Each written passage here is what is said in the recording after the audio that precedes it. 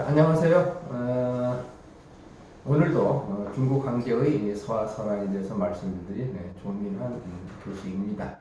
오늘은 후당 이육이라고 하는 그 황제의 서에 대해서 간단하게 말씀을 드리겠습니다.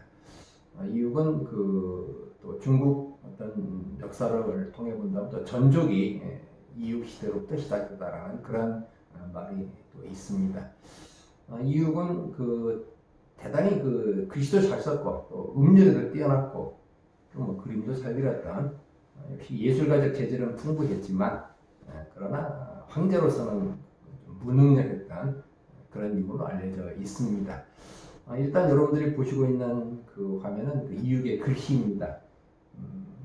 대단히 자유분방하고 그리고 별로 거칠 것이 없는 그러나 어떻게 보면은 조금은 좀 졸박하고 치졸한 맛이 있는 그런 어떤 필체입니다.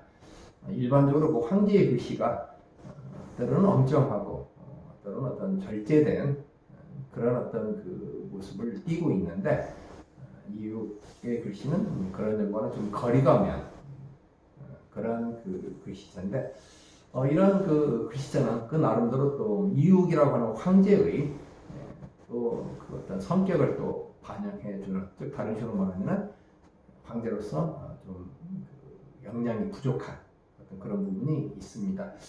이육은 스스로 자기가 황제로서 좀 자질이 부족하다는 걸 알고 한희제라고 하는 그 당시 능력 있는 인물에게 좀 정사를 맡아달라고 하는데 한희제는 자신이 그런 어떤 정사를 맡을 시간이 없다. 나는 노는데 바쁘다. 요즘만 표현하면 그런 정도의 어떤 핑계를 댑니다. 그러니까 이제 이육은 뭐가 그렇게 즐겁게 노느냐라고 하는 걸 알아보기 위해서 고갱중이라고 하는 화가한테 이육의 노는 모습을 몰래 집에 가서 노는 모습을 그려오게 합니다. 지금 여러분들이 화면에 보고 있는 그림은 바로 이 한희제가 야연 밤에 연애를 베풀면서 노는 그림입니다. 많은 인물들이 초대를 받았고 또 무의와 악사가 또 모임에 참여해서 흥겹게 밤을 즐기는 그런 모습입니다. 이 그림 가운데 유명한 그림을 하나 우리가 본다고 한다면 저 빨간색 커다란 북을 두들고 있는 그 인물이 바로 한희제입니다.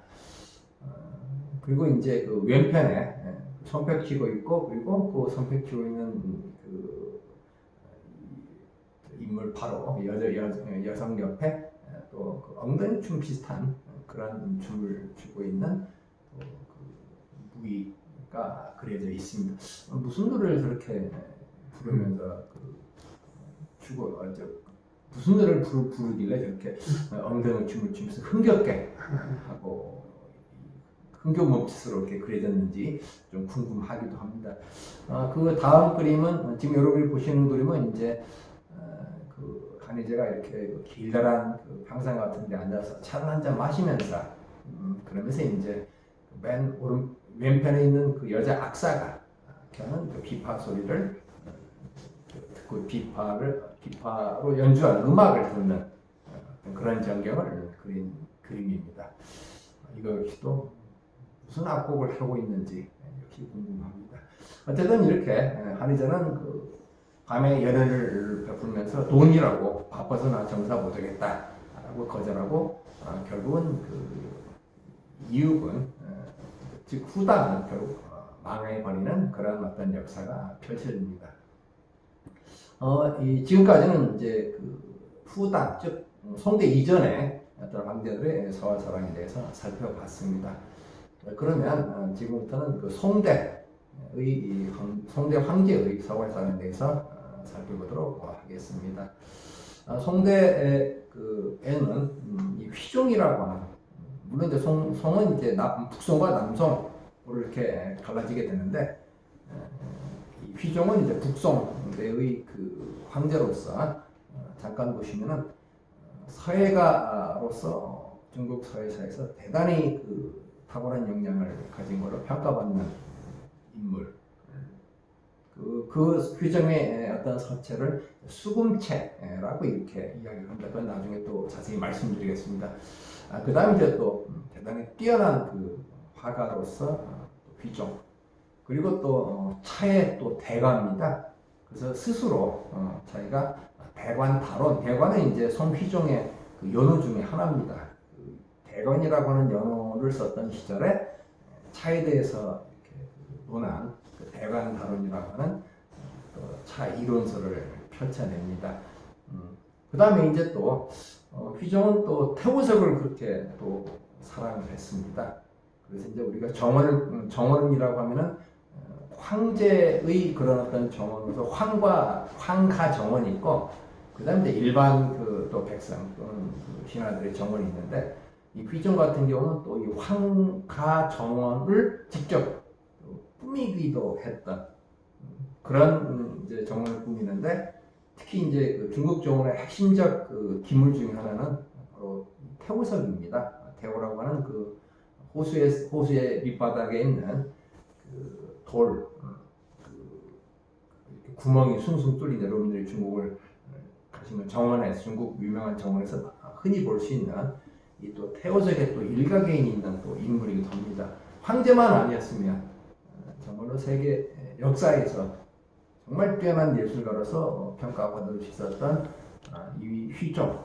그러나 이제 결국 예술적 재능은 뛰어났지만 정치적 재능은 정말로 황제는 나의 부업이라고 하는 그런 정도로 예술적 재능, 황제적 재능은 별로 없었던, 결국은 북송을 멸망에 이끌어버린 인물이 바로 휘종입니다. 그 휘종의 그 서화, 그리고 태우석 사람에 대해서 지금부터 좀 말씀을 드릴까 합니다. 휘종의 얼굴입니다. 굉장히 조상합니다. 좀 연약한 듯한 그런 어떤 형상으로 그려져 있습니다. 사실은 뭐 휘종은 처음부터 자기가 황제가 되고자 했던 인물은 아닙니다. 그런데 이제 뭐 여러 가지 상황에서 얼떨결에 황제가 됐던 인물로서 말 그대로 준비된 황제가 아니었죠. 그런 점에서 황제적 역량은 좀 부족했다라고 그렇게 이야기할 수 있습니다. 일단 이 휘종이 그 좋아했던 태우석 그리고 그림들을 먼저 빠르게 한번 좀 보도록 하겠습니다. 이 휘종, 아까 이 휘종이 그렇게 좋아했던 그 태우석입니다. 휘종의 그림입니다. 조금 이 앞에 있는 그림에 그 치미에 올라와 있는 그 앉아 있는 새를 좀 확대한 겁니다.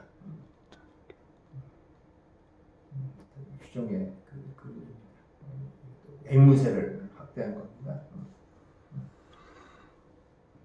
우리가 금괴라고 하는 그 닭 중에 제왕의 어떤 의미를 가지고 있는 그 닭입니다.